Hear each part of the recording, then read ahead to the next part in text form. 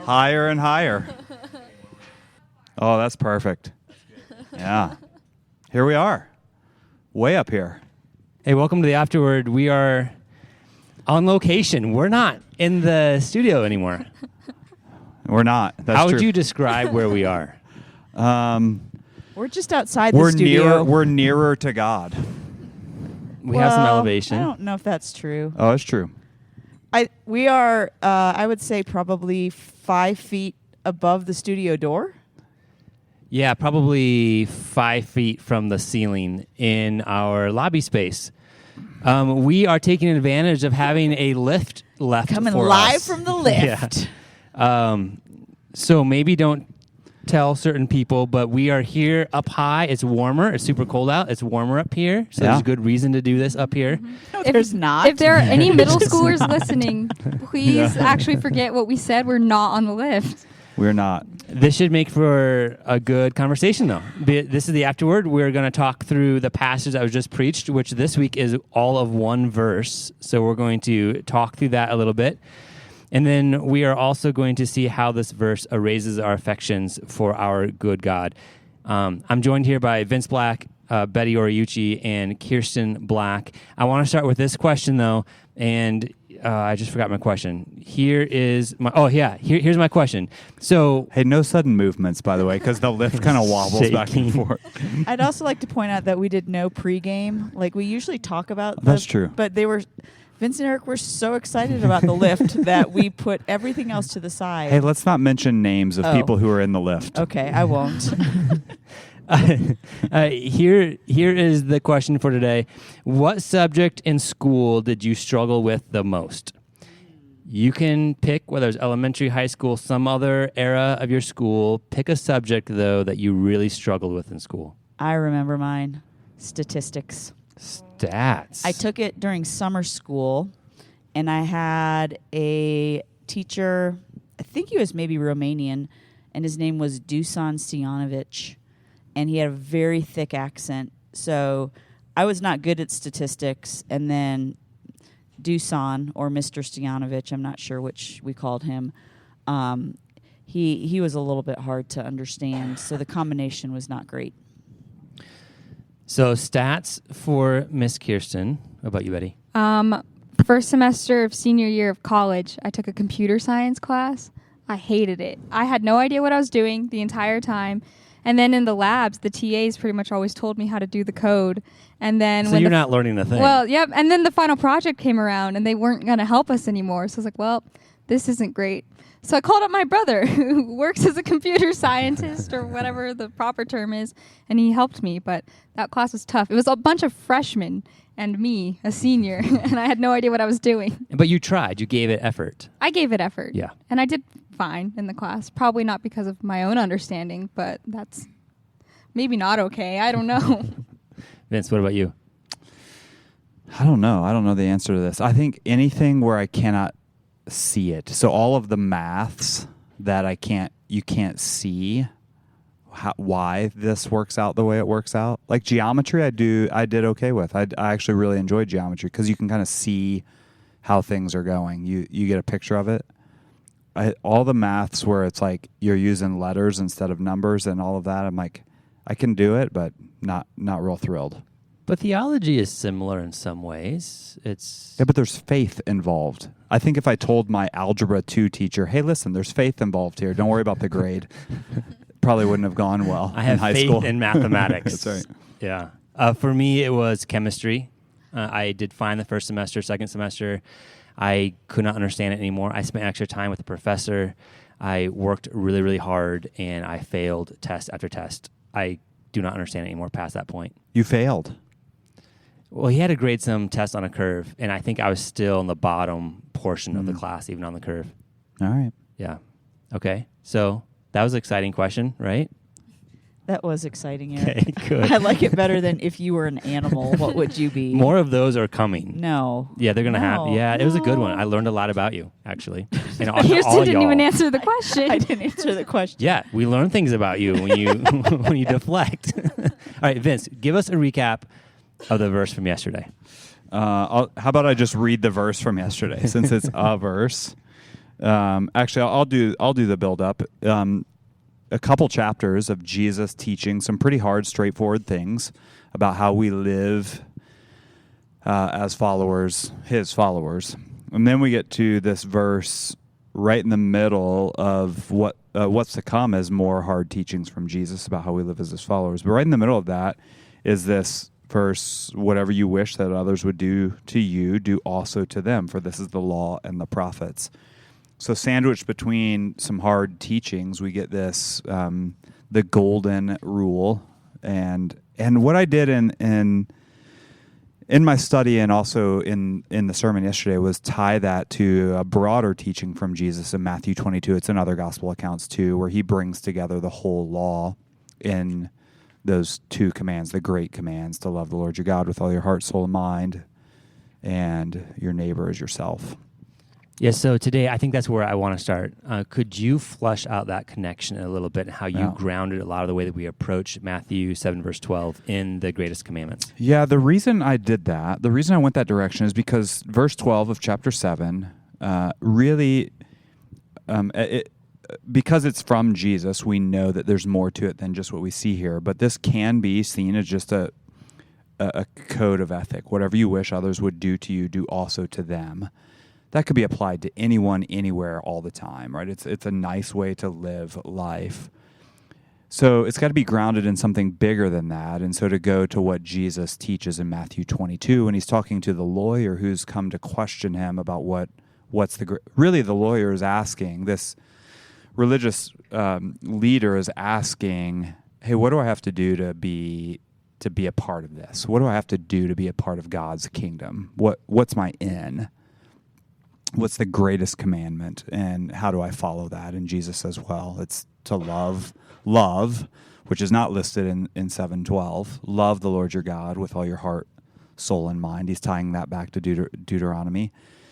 And love your neighbors yourself, Leviticus 19. Putting those two commands together, the greatest commandment and the second great commandment based on that, this love of God, which then compels us to love others, is how Jesus teaches it. And it ends the same way for this. In this, the law and the prophets is summed up in all of this. And so he ties both of those passages, 22 of Matthew and 7 of Matthew, together with this is the law and the prophets. This sums up the law of God, who God is and what he's called us to be about. So that's why I tied it to that. Something you mentioned yesterday was that this ethic is used in many different religions and worldviews. Do to others as you have them do unto you. So I'm curious on all three of you, four, I guess myself included. How does this then become a distinctly Christian teaching? Jesus is giving it. He grounds it in Matthew 22. But how's that different than how other religions may approach this? What makes this Christian? I mean, I think it has to be that it starts with loving God. Like, if it doesn't start with loving God, then it's about self and it's about your own benefit, and it's about what do I get out of this? How do I benefit in these things? But I think all other religions, it doesn't start with loving God. And so for us, it has to be an overflow of our love for Christ and not just something that we can get out of it. Like thinking about how someone could cheat on their income taxes, and they could then turn around and help someone else cheat on their income taxes. And they're saying, well, I'm loving the person how I wanted to be loved, you know? Yeah. And so there can be a huge misapplication of the verse there. But if we're starting with our love for God and the things that God desires for us, then that's going to radically change the way that we actually apply that verse. Vince, I know you had some thoughts around this too. Go back. What was your how Jesus' teaching here is distinctly Christian and not just parroting what other religions and worldviews teach? Yeah, I think it's not inherent in the teaching where we find that it's different. So I think if we just read 7:12 alone as a standalone verse, we would not see, other than that he ties it to the law and the prophets and said this is the summary of the law and the prophets, how it's distinctly Christian is who's teaching it and who it's coming from, and that is from Christ. And how I think so the way I laid it out yesterday, the outline I had was we think about God first, Our sights have to be fixed on God first. It's about God. Then we think about ourselves. How do we want to be loved? And then how does that transfer over to how we love other people, or how we care for other people, treat other people? And if we stopped it right there, it is just a code of ethic that all people could live through. Anyone with a religious belief. Yep, there's a higher power. Got to think most about that higher power, and then I've got to treat others in the way I want to be treated. We stop there. It's just an ethical code. But because Jesus is the one who's teaching it, and he's woven through the teaching his very life, that he is the example of this, that God has shown his love to us through his son, Jesus giving his own life, that it becomes distinctly Christian. The ultimate way, he says, there's no greater love that anyone can display than that they would give up their life, which is what he did. He lived in order to give his life for us. So that's how it becomes distinctly Christian. And I think that's what we have to grab onto when we think about how do we live by this? How do we teach our kids this? How do we talk with other Christians about this? That we are talking most about Christ as our example. So we can't just say, well, kids, how would you want to be treated? Okay, then, and then move on from there. It's how would you want to be treated? This is how I would want to be treated. Great, okay. And how has Christ lived this out? He's lived it out to the fullest extent by giving his life, and that's our example. Okay, so Betty and Kirsten, help me with this one a little bit. I was thinking that some people receive love in very different ways than other people. And so I receive love in certain ways. My wife, Cassie, receives it in other ways. I could see this passage being taken as, well, I receive love for Cassie this way, so I'm going to try to love her in the exact same ways that I receive love, but they may be different. Have you thought about that? How do you walk kids through that? How do you walk yourself, maybe other friends through? Treat others how I want to be treated, but that may need to be nuanced a bit if how I treat somebody else isn't the way that they want to be treated, even though I might prefer it. Yeah, I mean, I think you have to. It's not the actual action of loving them, but it's their understanding of love. And so, if I'm wanting to feel loved by someone, I know what makes me feel loved, and so it's getting to know the person and understanding how they feel loved. And so it's not actually the action of it's not the actions I'm performing to love them, but it's understanding what makes them feel loved, and then from there then the actions follow. And so, like for me, words of affirmation are super encouraging, but that's not necessarily true for Vince. So when I give him words of affirmation, that kind of falls flat. But if I know Vince and I know what his love languages are, I know how to encourage him. I know what means something to him. And so I need to consider what makes me feel loved and how I want to be treated when I'm wanting to feel loved, and then in turn doing that towards him. And so it's not the exact action, but it's understanding what's meaningful to him. Yeah, I don't have much to add to that, because I think a lot of it is coming to understand the person that you want to extend the love to, and maybe, like Kirsten was saying, you just love expressing your. Oh no!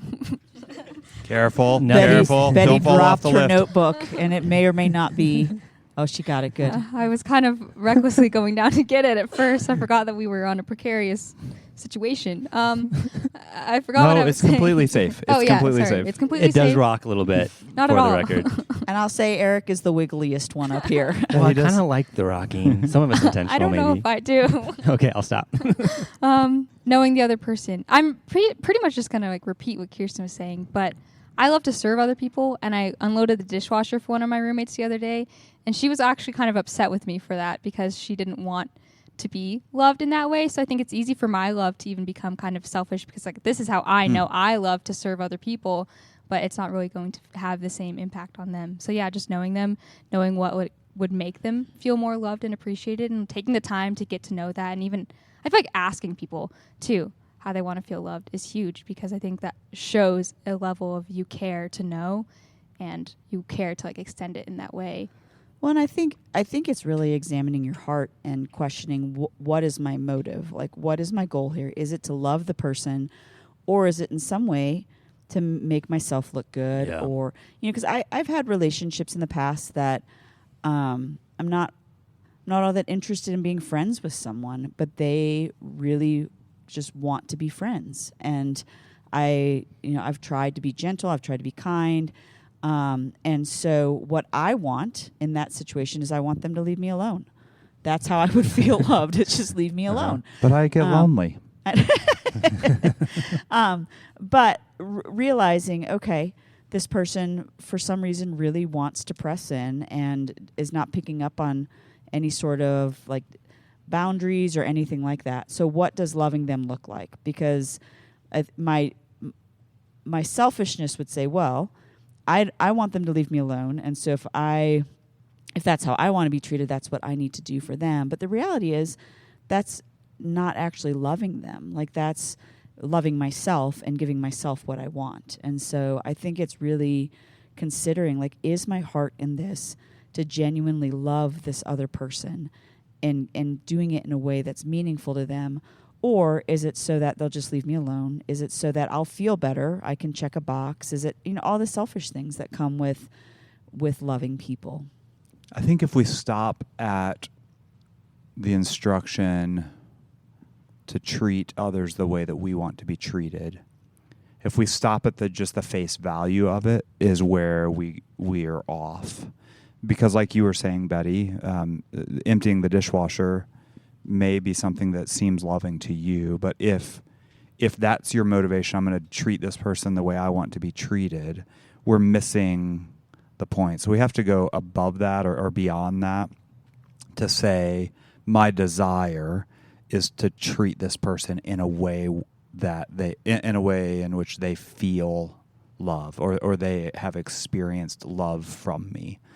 That may be that I'm doing something that I know they would want, but what I want most is for the person to know me well enough to know how I want to be treated.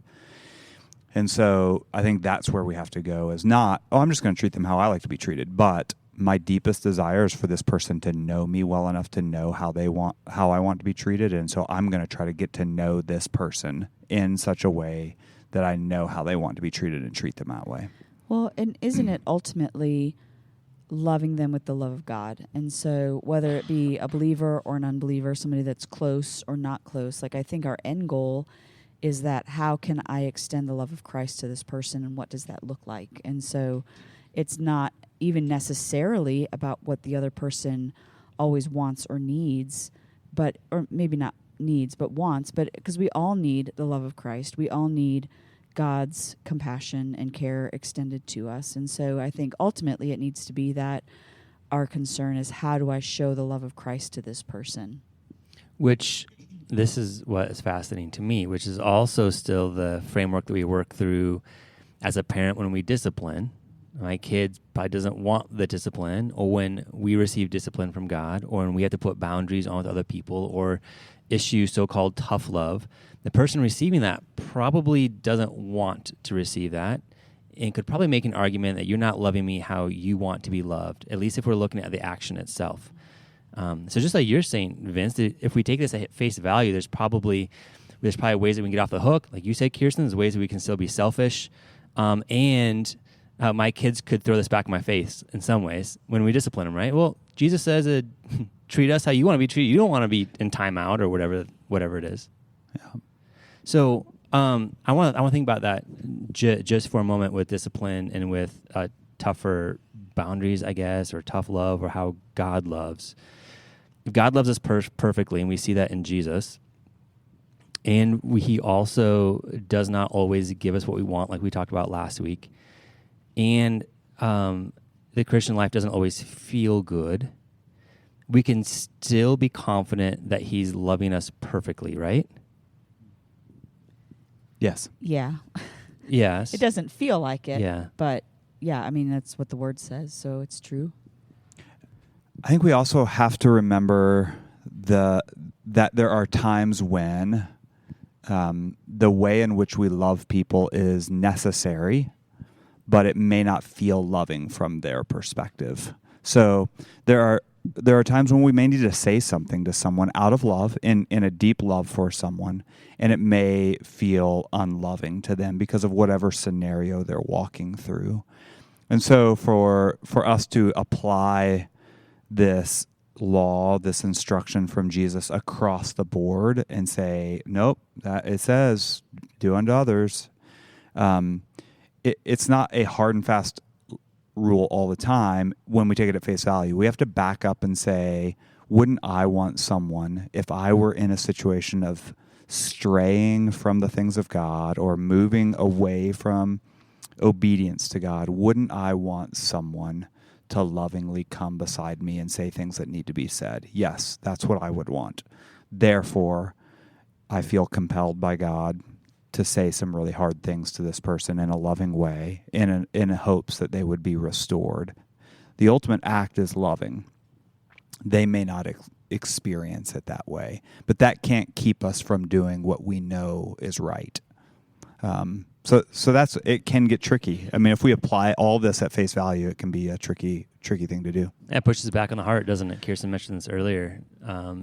Because I can see situations like that where I could convince myself I'm doing it out of motivation to love, but that's not really my motivation. And so it takes some prayerful consideration before those sorts of conversations. Is my motivation really out of a love for this person? Well, and is my motivation really their restoration to God? Ultimately, is that my heart? Is my heart for their good? Is my heart for their benefit? Is my heart for their spiritual growth? Or is my heart to just kind of stick it to them in an area that I think they're not doing well? Yep. I want to ask another question. Betty had something. Oh, did you have something down there, Betty? I was just going to say it's easy for it to just fall back into what we were talking about 2 weeks ago, like judgment and just coming out of a place of we think we're right and we think this is what others should be doing, and that love is completely missing from the picture in that. That's all I had to say from down here.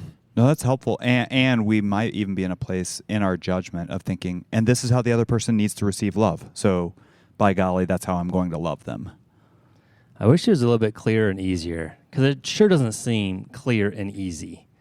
The exact same action could either be sin because it isn't motivated by love, or is not sin because it actually is motivated by love. And I'm pretty easy to justify what I do. And it seems like when it gets into this sort of stuff, it can be relatively easy to justify it. Well, I want to be treated that way, or just trying to love you, so suck it up, or something like that. I want to ask this question. How have you seen this passage, this verse, abused? What are some ways that we can abuse this verse and actually miss the point altogether?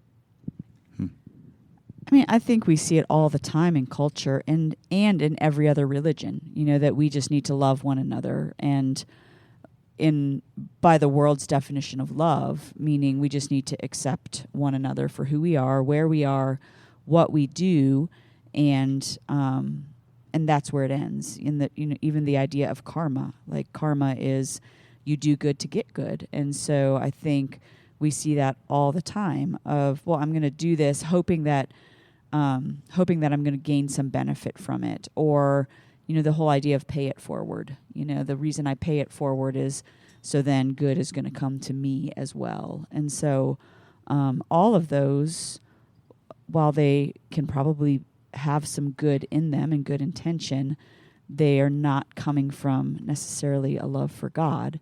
They're coming from an advancement of self, or just to feel good. You feel good when you do nice things for people. And so it is a self-driven motive. Yeah, I don't know if this is what you're getting at, Eric, or if this is an abuse, but I think it is a way that this has been applied at times. In our current context, everyone gets to define what love is based on how they experience love. And so one group of people may say, for you to withhold what I think is a right of mine is unloving. Therefore, the most loving thing you could do toward me is to not just give me the rights that I think I have, but also support my rights and be waving the banner of my rights. And that's the most loving thing you could do. When in reality, that thing, whatever it is that they're talking about, may be something that's contrary to God's law and God's obedience to God. Therefore, it wouldn't be loving for us to do that. But everyone gets to define what love is based on how they experience it. So then this verse or verses like it are thrown back. Well, do unto others as you would have them do. So, and you're not loving me, and this is how I experience love, so you have to do it this way. So we live in a tricky time where when people get to define how they experience love as the ultimate act of love, then everyone becomes the judge of what's right and wrong. And as you're talking this morning at breakfast, we are reading through Philippians over and over with the boys, and Philippians 2 just was coming to mind as you're talking. Jesus, though he was in the form of man, did not count, or though he was God, did not count equality with God a thing to be grasped, but humbled himself to the point of death, even death on the cross. And so I think as Christians, we have to constantly be going back to, it sounds cheesy, but what would Jesus do? Like, how would Jesus... You should make bracelets. Ooh, WWJD. Yeah. Wow, you should catchphrase that. I should. No, but in all seriousness, what would Jesus do? Like, how would Jesus handle this? What would that look like? Because letting someone drown in their sin is not loving. It's not. And so, and they may not feel loved and they may not receive it as love, but ultimately, if our goal is to approach someone and say, I love you, and more than that, God loves you, and this is a path to destruction. This is not going to end well, and making them aware of it and calling them to account, especially if they're Christians. If they're not Christians, loving them until God opens their eyes to see their path of destruction. But Jesus, he put his entire life down for us, so that he could love us in that way, so that we would have a way to God. And so just constantly going back to, how would Jesus handle this? What would he do in this situation? What would it mean to lay down my life for this person? Which is really how this verse is grounded in the Christian faith, isn't it? It's a love for God, which is grounded in God's character. And as you mentioned yesterday, Vince, God is the definition of love. So it's not a bunch of individuals defining love how they want. It's not something relative. It's not subjective. It is in the very person and character of God, which never changes. So since he's the definition of love, then that means that is how we are to love others. And the connection then to do unto others as you have them do it unto you, that's the definition, is God's character.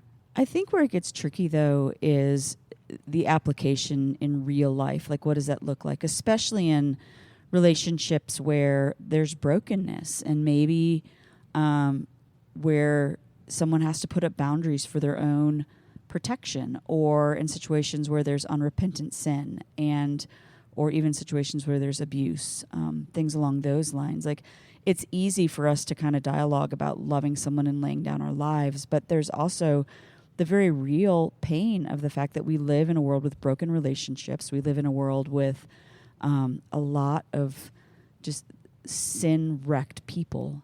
And so it's not as clean and tidy as that, And so, taking over as moderator for a second, my question would be, what does that look like when you've got someone that maybe you've had to put up a boundary in order for there to be health for yourself or for your family, or health even in your relationship? You have to put up a boundary, and you know what this person might want, and how they would want to be loved, but it's also not a safe or healthy situation. How do we apply it then? Are you asking a question? I did. That was my question. How do we apply it in those situations where there's boundaries involved? And I still think you have to get back to the heart of what's going on and what is truly loving, and how Jesus himself, as the illustration, is the application of this, that he gave himself. So I think you get back to that. I don't know if I'm understanding your question correctly, but I think if I talk about Jesus giving his life, it's the answer to every question, right? Yeah, I mean, I think what I'm feeling, I think the tension I'm feeling is that it's really easy to talk about that. Sure. And it's really, really hard in relationships, especially in relationships that there's brokenness and there's baggage and there's been a lot of hurt, in situations where there's been abuse, in situations where someone is unrepentant. It's really hard. And so I guess, and I'm not saying we shouldn't do hard things, but it seems so neat and tidy to be able to say, yeah, we just need to do what Jesus would do. But it's not always, it's not easy. It's not necessarily always safe for a person. And so I guess my question is, how do we apply it in those situations? Yeah, so a more specific example, maybe if I have a relationship where it's an unhealthy relationship and I need to set a boundary, which means me and this other person are not in relationship anymore, at least for the time being, how might this apply to that? Is that still me doing? Is that what have other people do to me? Is it still a loving thing? How do we navigate love in a situation like that? All really good questions. And let's wait for our caller. We have a caller here calling in to answer the question. Yes, Betty, I believe you're calling in with the answer. I mean, the whole time Kirsten was talking, my answer to the question was that I just don't know, like, how we would do that well. And I think with what you were saying, Eric, like, sometimes the best option for both people is to step back from relationships, but how to do that in a loving way, how to, like, come back into that in a loving way are questions that I don't have the answer to, for sure. I guess as I'm processing out loud on the podcast, the first thing that popped into my mind was that, Jesus commands us to pray for our enemies. And so I think that's where we have to start, is we have to start in prayer. And I mean, I've had several situations where people have left relationships in really hard and painful ways and have left me really wounded. And I've had a hard time knowing how to pray for them. And so I think something I often pray is that God would give them every spiritual blessing that they need in order to be more like Christ. Because then it's out of my hands, and I'm not asking the Lord to rain down fire, and I'm not necessarily, I'm not at a place yet in my hurt that I can be asking for necessarily for like good from my perspective for them, but I can pray that they would receive every spiritual blessing. And sometimes spiritual blessings come in really hard packages, and yet God knows what these people need far more than what I need. And so maybe just starting and committing to pray that God would give every spiritual blessing to these broken relationships, to these people that have hurt us, and then trust the Spirit to be at work. And then from there, begin praying that God would show us when is right to begin to press in. And maybe it's also reconciling the fact that this side of heaven, we may never see reconciliation in those relationships. Yeah, but knowing, going back to what you said, to be praying for spiritual blessings, to be praying for the person, in doing that, that that's a way that you would also want to be treated. Right? No one's ever going to say, could you please stop praying for me? Would you please stop praying for spiritual blessings for me? So we would all desire to receive that. And in praying for them, we are actually treating them in the ways that we want to be treated. Yeah, I think, as you mentioned, Kirsten, at the very end, the wild card is the broken, fallen world and the havoc that sin has on relationships and us. In an ideal world, it is. Everybody treats each other perfectly, right? We love each other perfectly. There's never brokenness. There's relationships that always end up in restoration and reconciliation. That is simply not the case this side. I tend to be pretty ideal as an individual, so it's hard for me to hold some of those things with more of an open hand. And almost, well, I guess I have to accept it in a way. Like Paul says, be at peace with everybody to your as well as you can for your responsibility, right? But that doesn't mean I'm going to be in fully restored relationships with everybody, at least at some point in my life. And to some extent, having to be okay with that in this in-between. As long as there isn't sin on my part that I'm not doing something that God's calling me to do in that relationship. And I think it also means that we don't